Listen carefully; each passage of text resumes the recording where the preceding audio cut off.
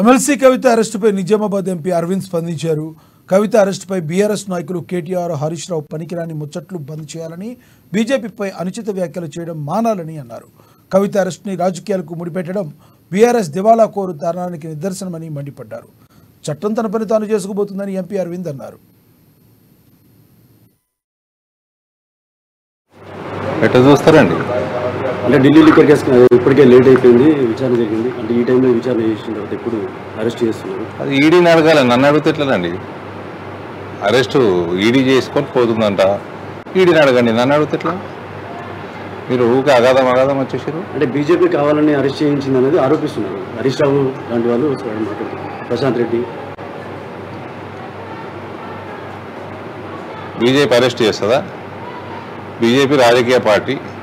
BJP ఎలక్షన్లు కొట్లాడుతుంది, ప్రభుత్వం form చేస్తుంది, దేశం నడిపిస్తుంది, ప్రపంచానికి భారతదేశాన్ని దిక్సూచిగా చేస్తుంది. పనికిమాలిన ముచ్చట్లు బంద్ చేసి కేటీఆర్, హరీష్, ప్రశాంత్ వీళ్ళకి బుద్ధి రానట్టుంది. ఇంకా ఎలక్షన్లు ఓడిపోయినాక కూడా ఇప్పటికీ బంధనం చేసుడు బంద్ చేయాలి. మీ చెల్లెని ఇటువంటి లిక్కర్ స్కాములు చేయకుండా ఆపేది ఉండే. అంత బుద్ధిమంతులైతే మీరు. Okay, thank you.